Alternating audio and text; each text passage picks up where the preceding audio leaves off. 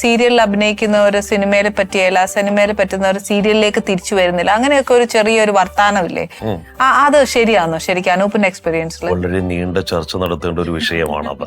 അത്രയും വലിയ ചർച്ചയ്ക്ക് ഞങ്ങൾക്ക് ഇവിടെ സമയമില്ല. ഉള്ള കാര്യം പറഞ്ഞാൽ സംഭവം എന്ന് പറഞ്ഞാലേ സീരിയൽ ചെയ്തുകൊണ്ടിരിക്കുന്ന സമയത്ത് നമുക്ക് കുറച്ച് ഓപ്പർച്യൂണിറ്റീസ് വരും.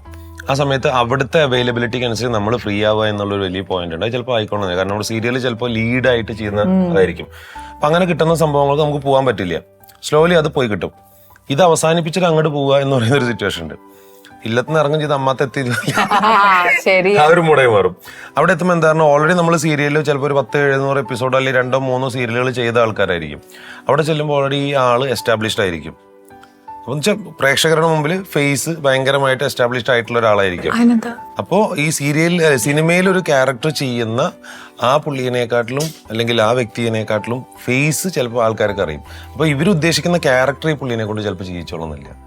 നിങ്ങൾ ഓൾറെഡി മറ്റേതിൽ ചെയ്തിട്ട് ഓൾറെഡി ഫേസ് രജിസ്റ്റർ അല്ല. അപ്പൊ ഈ ക്യാരക്ടർ ഞാൻ അങ്ങനെ ഫേസ് ചെയ്തിട്ടുണ്ട്.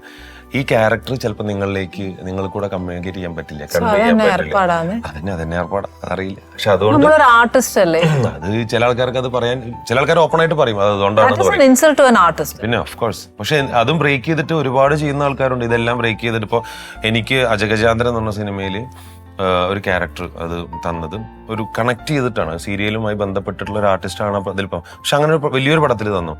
ജോജി ചേട്ടൻ ഈ പണി എന്ന് പറയുന്ന സിനിമയിൽ എനിക്കൊരു വേഷം തന്നതും ഇതിനൊക്കെ ബ്രേക്ക് ചെയ്തു. ഞാൻ ബിഗ് ബോസ് ചെയ്തു. ഈ പറഞ്ഞ സ്റ്റാർട്ട് മ്യൂസിക് എന്ന് പറയുന്ന വലിയൊരു പ്രോഗ്രാം, അത് ഭയങ്കര റേറ്റിംഗ് ഉള്ള പ്രോഗ്രാം, അത് ചെയ്തു. ബാക്കി എന്റെ ഒറ്റ സീരിയൽ ഞാൻ ചെയ്തിട്ടുള്ളൂ. ഇപ്പോഴും എനിക്ക് സീരിയൽ ചെയ്യുന്നതുകൊണ്ട് യാതൊരു ബുദ്ധിമുട്ടില്ല. പക്ഷെ ചില പ്രൊജക്ടുകൾ ലൈനപ്പിൽ നിൽക്കുന്ന ചില പ്രൊജക്ടുകൾ ചെയ്യണമെന്നുണ്ടെങ്കിൽ അവിടെ നമുക്കൊരു ലോങ് ടേം കമ്മിറ്റ്മെന്റ് വരും. സീരിയലിൽ ഒരു 2 വർഷത്തേക്കോ 3 വർഷത്തേക്കോ നമുക്ക് പിന്നെ മൂവ് ചെയ്യാൻ പറ്റില്ല, വേറെ ഒന്നിലേക്ക് മൂവ് ചെയ്യാൻ പറ്റില്ല. അപ്പൊ ഇവിടുത്തെ ചില സമയത്ത് ഒരു സിനിമ ഓണായി വരിക എന്ന് പറയുന്ന ഇപ്പോഴത്തെ സിറ്റുവേഷൻ, അപ്പൊ നമ്മുടെ സീരിയലുകാർ നമ്മളെ വിളിക്കാൻ മടിക്കുമല്ലേ? നമ്മൾ അത് അങ്ങനെ വിളിക്കും. പറഞ്ഞ പോലെ നിങ്ങളിപ്പോ സിനിമ ചെയ്യല്ല, നിങ്ങൾ ചെയ്തോളൂ എന്ന് പറയുന്ന ആൾക്കാരുണ്ട്. Like every coin have 2 sides. അതേപോലെ തന്നെയാണ്. ഒരു ശരിക്കും ഒരു റിസ്ക് ഫാക്ടർ തന്നെയല്ലേ? അഭിനയിക്കാനൊക്കെ ഇഷ്ടമാണ്. അയ്യോ, അതിന്റെ എത്ര നാണം അനൂപ? നാണല്ല, എനിക്ക് പേടിയാ. എനിക്ക് തോന്നുന്നില്ല കേട്ടോ. ആദ്യത്തെ ഡയലോഗിനെ പേടി ഉണ്ടാവുള്ളൂ, പിന്നെ അതെ. പണ്ട് ഏതോ ഒരു സിനിമയ്ക്ക് ലാലേട്ടന്റെ മോളായിട്ട് അഭിനയിക്കാൻ വിളിച്ചിട്ടുണ്ട് എന്ന് പറഞ്ഞിട്ട് എന്നെ എല്ലാ ദിവസവും ചീത്ത പറയും. ഞാൻ പണ്ട് അതിന് പോയാൽ മതിയായിരുന്നു, എന്നാ നിങ്ങൾ എന്റെ പുറകിൽ പെട്ടി തൂക്കി നടത്താൻ. മേക്കപ്പ് അല്ല നമ്മള് പാലക്കാട്, ഞാൻ പഠിച്ചൊക്കെ ബാംഗ്ലൂരാ. അപ്പൊ നമ്മള് വെക്കേഷൻ ഏപ്രിൽ മെയ് നാട്ടിലേക്ക് വരുമ്പോ പാലക്കാട് മറ്റേ ഫോർട്ട് കാണാൻ വേണ്ടിട്ട് ഒരു പ്രാവശ്യം പോയിരുന്നു. അപ്പൊ ഞാൻ, അമ്മയുടെ ബ്രദർ ഉണ്ട്. അപ്പൊ ഞങ്ങളിങ്ങനെ കാണുന്നോണ്ടിരിക്കുമ്പോഴാണ് അവിടെ എന്തൊരു ഷൂട്ട് നടക്കുന്നുണ്ട്. അപ്പൊ മാമ ഈ പറഞ്ഞ പോലെ എന്താണ് എന്ന് നോക്കാൻ വേണ്ടി പോയതാ. അപ്പൊ അവിടുത്തെ ആരും അറിയില്ല എനിക്ക്, അപ്പൊ അത്ര ഓർമ്മയില്ലല്ലോ. അപ്പൊ അസോസിയേറ്റ് ആണോ അസിസ്റ്റന്റ് ആരോ ഒരു ഡയറക്ടർ വന്നിട്ട് ഞാൻ 4th സ്റ്റാൻഡേർഡ് പഠിക്കുന്ന ഒരു പ്രായം. അപ്പൊ അവരെ നെക്സ്റ്റ് പ്രോജക്റ്റിലേക്ക് ഇങ്ങനെ ലാലേട്ടനെ വെച്ചിട്ട് ചെയ്യാനാണ്. അപ്പൊ ലാലേട്ടന്റെ മോളായിട്ട് ഞങ്ങളൊരു ബേബി ആർട്ടിസ്റ്റിനെ നോക്കുന്നുണ്ട്, താല്പര്യം ഉണ്ടോന്ന് ചോദിച്ചു. അമ്മയ്ക്ക് അത് കേട്ടപ്പോ തന്നെ ആലോചിച്ചു പോലും അമ്മ വില്ലിംഗ്ലി ഓക്കെ. അമ്മയ്ക്ക് ഇതൊക്കെ ഭയങ്കര ഇഷ്ടമാണ്. അമ്മ പണ്ട് ഈ പറഞ്ഞ പോലെ ബാലചന്ദ്ര മേനോൻ സാറിന് മറ്റേ ഇതൊക്കെ എഴുതിയിട്ടുണ്ട്, മറ്റേ ഫോട്ടോ ഒക്കെ വെച്ചിട്ട്. അവര് എപ്പോഴും സാറ് പുതിയ ആൾക്കാരെ അല്ലേ എടുക്കുന്നത്. അപ്പൊ അമ്മ പോസ്റ്റിലൊക്കെ ഇത് ചെയ്യും. അമ്മയ്ക്ക് ഭയങ്കര ഇഷ്ടമാണ്, ഈ പാഷനാണ് അമ്മയ്ക്ക്. പക്ഷെ വീട്ടുകാർ സമ്മതിക്കാന്നുകൊണ്ട് അമ്മ അവിടെയൊക്കെ ഡ്രോപ്പ് ചെയ്തു. കൈരോലം കിട്ടിയിട്ടുണ്ടോ ദൈവത്തിന് ആയിരുന്നില്ലേ? അമ്മയുടെ കല്യാണത്തിന് മുന്നേ അമ്മയൊക്കെ കുറെ മുമ്പേ. ഓ, അത് ശരിയാ. അനൂപ് അവിടെ വർക്ക് ചെയ്യുമ്പോ ഇങ്ങനെ ലെറ്റേഴ്സ് ഒക്കെ വരില്ലേ ഈ പറഞ്ഞ പോലെ പുതിയ ആൾക്കാർ? കോൾസ് വരും സാറിന്, അതുപോലെ കോൾസ് വരും. അതുപോലെ സാർ അതിന് ഒരുപാട് എൻകറേജ് ചെയ്യും. ഒരുപാട് പുതിയ ആൾക്കാരെ, പല ആൾക്കാരും ഈ പറഞ്ഞ പോലെ അച്ഛൻ അമ്മയൊക്കെ ആയിട്ട് വന്നിട്ട് സാറിനെ കണ്ട് ഇങ്ങനെ സാറിന്റെ പടത്തില് അഭിനയിക്കാൻ ആഗ്രഹമുണ്ട് എന്നൊക്കെ പറഞ്ഞു. സാർ ഭയങ്കര യൂണിവേഴ്സിറ്റിയാണ്. ഞാൻ ഇപ്പൊ റീസെന്റ് ആയിട്ട് ഞാൻ ഇപ്പൊ ഒരു പടത്തിൽ ഇങ്ങനെ ഉണ്ട്, ഞാൻ ബേബി ഗേൾ എന്ന് പറഞ്ഞിട്ട് പടത്തിൽ.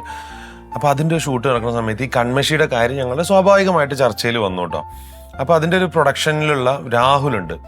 രാഹുലിനായിട്ട് സംസാരിച്ചപ്പോൾ രാഹുലിന് ഞാൻ അങ്ങനെ പറഞ്ഞു, ഞാനാണ് അതിന്റെ തിരക്കഥ എഴുതിയ, ഞാനാണ് കൺമഷി. ഓ ഐശ്വര്യ ഞാനാണ് ഡയറക്ട് ചെയ്ത്. ഐശ്വര്യ നിങ്ങളെ ഡയറക്ട് ചെയ്ത്? ഞാനതിൽ അഭിനയിച്ചിട്ടുണ്ട്, ഞാൻ കുറച്ച് പ്രൊഡക്ഷനിലുണ്ടായിരുന്നു കേട്ടോ. നിങ്ങളെന്ത് ബാലേന്ദ്രൻ? അടുത്തത് ഞാൻ സാറിനെ അസിസ്റ്റ് ചെയ്തിട്ടുണ്ട്. പിന്നെ വേണ്ടിയില്ല. ഇപ്പൊ പക്ഷെ പറയാൻ പറ്റില്ല അനുപ, ശരിക്കും അങ്ങനെ വന്നാലെന്തായി? എന്നെ സംബന്ധിച്ചോളം എനിക്ക് നല്ല നടനാവണമെന്ന് ആഗ്രഹമുണ്ട്. അങ്ങനെ ഒരു നടനാവണമെങ്കിൽ അയാളെ തന്നെ ഏറ്റവും നല്ലൊരു മോൾഡിലേക്ക് ഒരാൾ കൊണ്ടുവന്നിട്ട് സത്യം അങ്ങനെ ആക്കണം. അതിനെനിക്കുള്ളൊരു അവസരം ഇതുവരെ കിട്ടിയിട്ടില്ല, അല്ലെങ്കിൽ എനിക്കൊരു അങ്ങനെ വലിയൊരു അവസരമായിട്ട് കിട്ടിയിട്ടില്ല. അതിന് കിട്ടാൻ വേണ്ടി ഞാൻ ഇങ്ങനെ വർക്ക് ചെയ്തുകൊണ്ടിരിക്കുകയാണ്. അപ്പോൾ ഞാൻ എന്താവണം എന്നുള്ളതിനെ ഞാൻ മറ്റാൾക്കാരിലൂടെ അങ്ങനെ ആക്കിക്കൊണ്ടിരിക്കുകയാണ്. എനിക്ക് കൺസീവ് ചെയ്യേണ്ടതാണ്. നിങ്ങൾ നടന്നു വരുമ്പോൾ ഇങ്ങനെയാണ് നടന്നു വരേണ്ടത്, നിങ്ങൾ സംസാരിക്കുമ്പോൾ ഇങ്ങനെയാണ്. ഞാൻ ഷോട്ട് വെക്കുമ്പോൾ അതിന് ഷോട്ട് ഇങ്ങനെയാണ് വെക്കുന്നത്. നോർമൽ ഒരു ഷോൾഡർ സജഷൻ ഷോട്ട് എനിക്ക് വെച്ചാൽ പോരാ. ഞാൻ ഇമോട്ട് ചെയ്യേണ്ടത് ഇന്ന ഇമോഷനാണ് എനിക്ക് വേണ്ടത്. അവിടെ ഒരിക്കലും ഒരു അനൂപ് കൃഷ്ണൻ എന്ന് പറയുന്ന, അനൂപ് എന്ന് പറയുന്ന സാധാരണ ഒരാൾ ഇമോട്ട് ചെയ്യുന്ന രീതിയിൽ ആയിരിക്കരുത് പരമു എന്ന് പറയുന്ന ഒരാൾ ഇമോട്ട് ചെയ്യേണ്ടത്. അപ്പൊ അതാണ് എന്റെ മനസ്സ്. അപ്പൊ എന്നെ ആരും അങ്ങനെ ഉപയോഗിക്കാനില്ല. അപ്പൊ എന്നെ ഉപയോഗിക്കണമെങ്കിൽ ഞാൻ തന്നെ വേണം.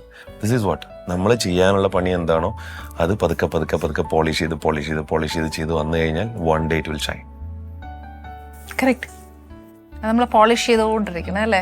ഇപ്പൊ ഞാൻ പോളിഷ് ചെയ്തുകൊണ്ടിരുന്ന ഒരു സാധനം തരട്ടെ, വർഷങ്ങളായിട്ട് പോളിഷ് ചെയ്തുകൊണ്ടിരുന്ന സാധനമായത്, അത് ഞാൻ തരാം. സത്യം പറഞ്ഞാൽ കുറെ നേരമായിട്ട് ഈ മീൻ നേരേക്കടുത്ത് പൂച്ചയിരുത്തിയ പോലെ എന്റെ വെച്ചിരിക്കുക. ഈ മീനും എല്ലാം കഴിച്ചുകൊണ്ടിരുന്ന വ്യക്തി ഇന്ന് എന്റെ അടുത്ത് വരുമ്പോ എന്തുകൊണ്ട് വെജിറ്റേറിയൻ പറഞ്ഞു? ജീവിക്കണ്ടേ? എന്താ മോളെ പ്യൂർ വെജിറ്റേറിയനാ? എന്താ വീട്ടിലൊന്നും കൊടുക്കൂലേ? അല്ല, ഞാൻ പ്യൂർ വെജിറ്റേറിയൻ. അതുകൊണ്ട് ഇദ്ദേഹം ആയോ? അല്ലല്ല, ഇവള് പോകുന്ന സ്ഥലത്തൊക്കെ ഞാൻ വെജിറ്റേറിയനെ കഴിക്കുള്ളൂ. ഭയങ്കര സ്നേഹിക്കും അവളെ. അങ്ങനെ പാടുള്ളൂ, ഇല്ലെങ്കിൽ നാട്ടുകാരെ ഞങ്ങളെടുത്ത് അടിക്കും. കൊച്ചിനെ വല്ലതും വേദനിപ്പിച്ച കാര്യം പറഞ്ഞേക്കാം, ബാക്കിയൊക്കെ പിന്നെ.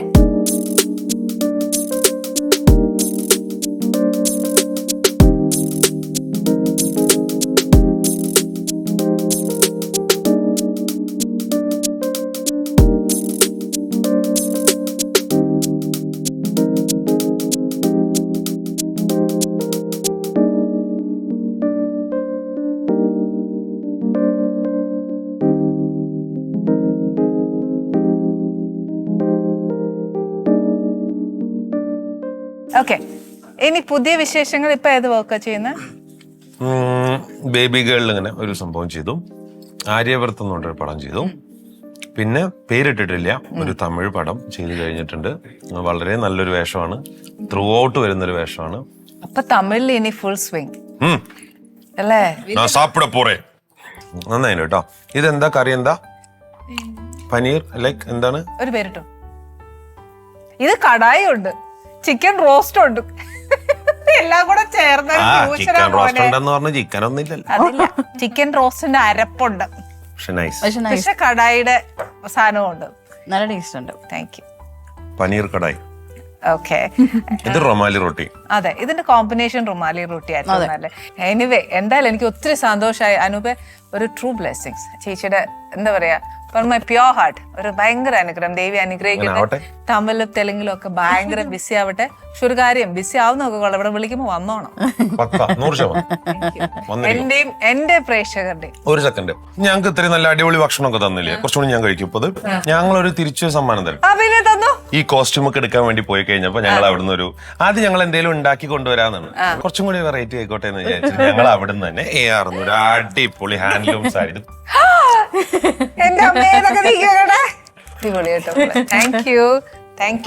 എപ്പോഴെങ്കിലും എടുത്തിട്ട് ഞങ്ങൾക്ക് ഒരു ഫോട്ടോ തരണേ. തീർച്ചയായിട്ടും, ഡെഫിനറ്റ്ലി ഞാൻ ഈ ഷോയിൽ തന്നെ കൊടുക്കാം. അമ്പോ പോരെ, അതല്ലേ ഏറ്റവും നല്ലത്.